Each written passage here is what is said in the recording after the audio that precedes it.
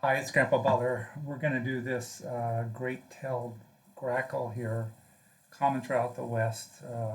Not a very nice husband for their wives. Don't help much around with the chores, but beautiful birds. This is a female that we're going to be doing today. We're going to do on the tree. We're going to do a little bit of red here, and then we have this kind of light brown here and this orange to get that in. For the bird itself, we'll have crimson and dark blue to get some of the feathers in a dark black-like effect. These have beautiful long tails, these birds. So sort of the top has a luminescent kind of purple. We'll get that there, and a lot of the chest we're going to get with this. Is that a chiffon or a red English? I don't know, it just looks like the right color chiffon. And then a little bit of raw umber there. For the mountains, we're going to use sort of cobalt blue and vermilion and dark green for the forest at the base of the mountains. So that's it. Let's get started. How about the tree first, since I mentioned it first? We'll get these colors out of the way here. So frequently these kinds of fir trees have these the bark stripped off. It happens too with other trees, with pines and with spruces, but more often I see around here where we live the kind of effects on a lot of our fir trees here. So we got that kind of in there. Now let's get some colors in the, did I grab the right ones? I think so. If not, I'll regret it deeply in a minute here. So that was touches of kind of red. Where the bark's been exposed here, it's mostly orange. Mostly orange here where the bark's off here. So we're going to stroke this down the way the tree fibers grow and leave some of this orange pigment in there as part of our artwork here. So some of that's up here and the tips here showing out between there, maybe a little bit there. And then most of it, so we can do a few lines coming in here. Most of our color is going to be kind of the usual brown, but again I am going to have my strokes here follow what I see as kind of the original bark on the tree, which again some of it's still there, much of it's gone, so we'll come down here and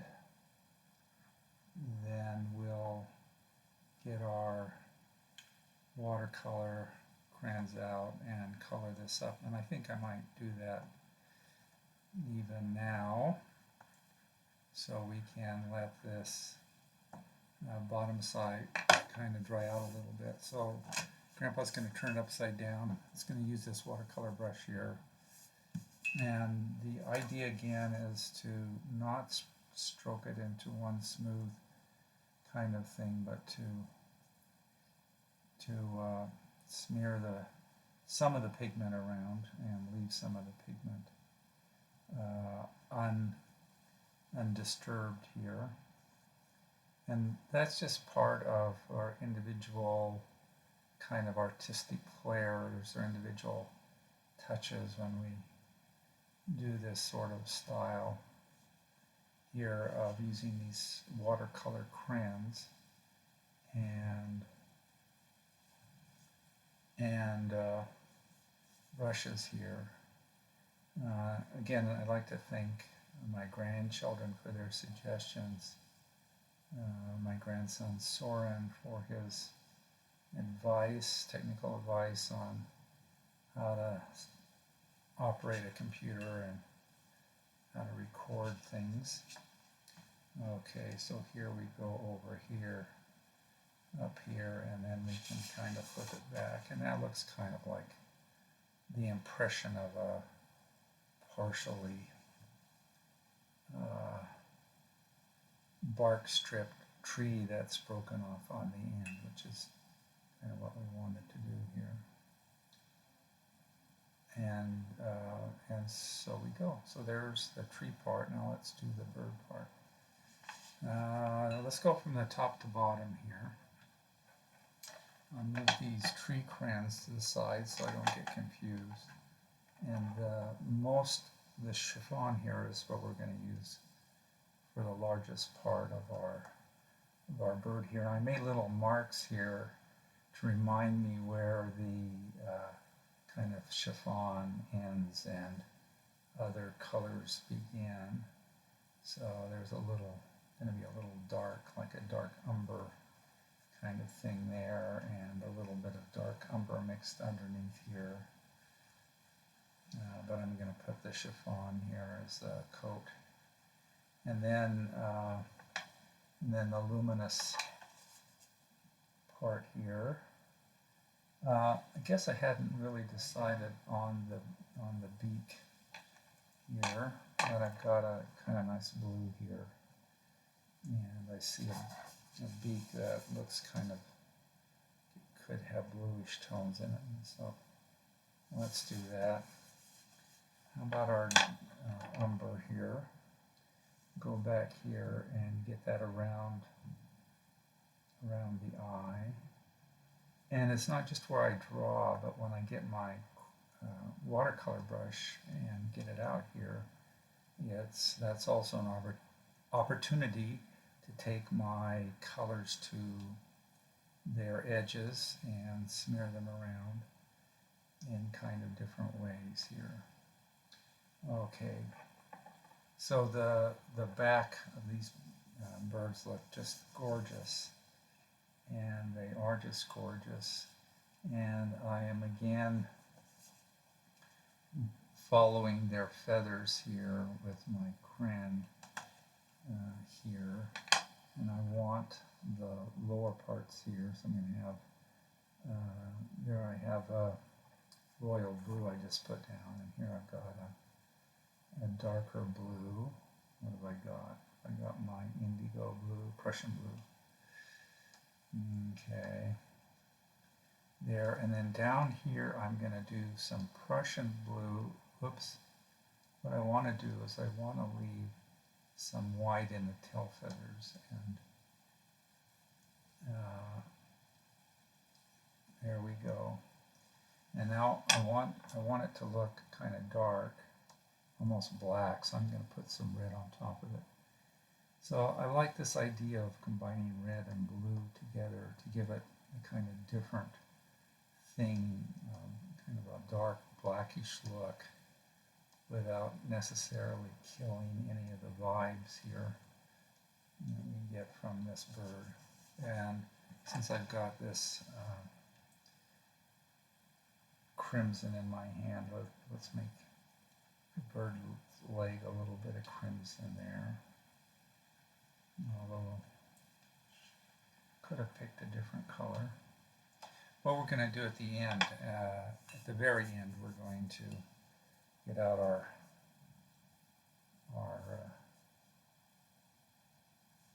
pen and go over some of these strokes here again to add some sparkle to it. So that's the final stage here.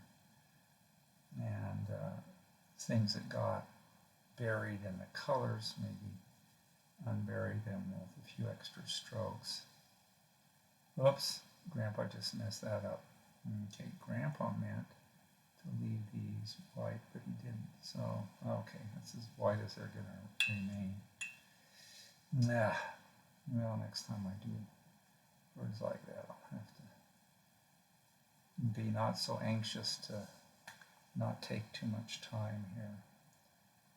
Okay, so we put some dark underneath, and we'd like not to move that up into the upper part of our chest here. So we dipped our brush in, and we are redoing the top here now, getting the umber out. and the around the eye is kind of a dark umber look, and back there along the neck, and then on the top, pull some of that chiffon color out, but also just give it a little bit of that luminous look here. Okay, so we've kind of got the bird here, and what we want to do next is want to do the backgrounds, the sort of mountains. So let's see. I'm going to have some cliffs showing out here, and you'll see in a minute what I'm thinking of. And coming around here to the cobalt blue on the dark side of the cliffs, and then below it we're going to have some dark green to represent the forest, and I'll put that in there. So on top here, let's do our mountains up here, and here the sun's coming kind of from the left, and so we're just putting that in. Let's have some snowfields. In particular, if we had a snowfield that highlighted the bird's head, that would be fun, wouldn't it? So let's bring that in here and out like that. That's going to be a snowfield. Remember, Grandpa, that's a snowfield. Don't mess up. Okay, I'm going to try and remember. Sorry. Grandchildren in my ear helping me out. They want me to succeed. Okay, and here we have, oh, maybe some more snowfield coming down there. Ooh, how would that be?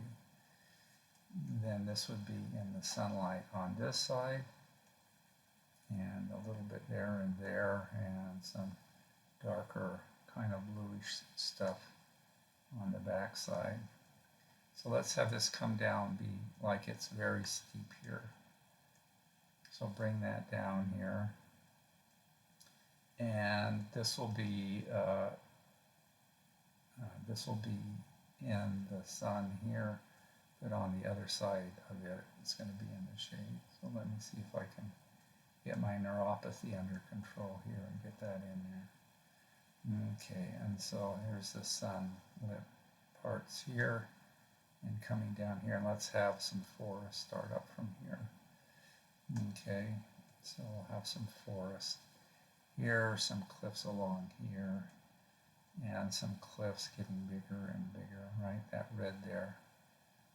And so what's this going to be here? Is this going to be sun? It'll be sun on this side, so let's do sunny on this side, and on this side let's have it be dark blue if I can remember that much in advance. Okay. Okay, so that's kind of just whizzing through here, and what we want on the dark side then is sort of give the impression of shadow here on the mountains, so we're just going to put that in, and I'm going to put a line here to remind me that that part of the snowfield is in the shadows, and so kind of wet that line and bring it out. Here's shadows here, and there's sunshine, and here's some dark cliffy edges here, and lines up and down here, lines up and down here. And this will be almost all grainy stuff there. So this is going to be our dark. Okay, so Grandpa was trying to draw straight lines. Believe it or not, he does try and do that once in a while. Okay, and what do you think? We got enough there? Let's see, and then we're going to have green coming down here. So do we have enough? So these are cliffs, so these have intermediate shadows here. So we just don't want to get too regular here in our spacing, so it looks like it's kind of printed out. So we want to be maybe 6th graders in our coloring, thinking other than 1st graders here. We'll do a 1st grade. Yeah, let's do a 1st grade version of this painting in a second here. Okay, so bringing the pigment, leaving some pigment there as part of our mountain, and coming up here and drawing that down into here. Okay, wiping this off, bringing this down here, and this is a snowfield here, okay, and where's that snowfield going? I think it's going on that side, so here and at the bottom of the snowfield. Okay, I'm good with that. I think that's probably a nice contrast, and we'll come down here. The bottom of our, it's going to be our trees, and more of that sunshine. Okay. Now, if we're okay, Grandpa, you think you can attempt to do that snowfield shadow there? Just tell your nerves to relax a bit, and just put a little bit of shadow in here from this hillside here. Maybe a little bit in there. And maybe a little, well, we'll do that. We'll do that in here. So maybe I just did that in there. Okay, come up here. I often find, depends, right? Depends on your effect. I often find it's kind of convenient to do the lighter, brighter colors first, and then come back and do the darker colors afterwards. Part of the reason is that right, you don't want to get them too commingled together. So instead of having distinct shading and stuff, it's all gray. Right? We can do gray with our computer animation. Just take a picture and push the animate button or the cartoonize this button on, and this will all be done for you automatically. It's just not as satisfying as getting a brush here and attacking these things kind of individually. So here we have some shadow coming on this snowfield here and over here, coming down like that. Okay, I think that's enough. And then the trees. Now I've got to get this by the bird here. So my girlfriend of 50 plus years and wife of 49 and a half years almost, just reminds me, you don't like doing all those individual trees, so find a way to do tree-like impressions that don't take all day to put in. And so this is a tree-like impression. We just have a dark green.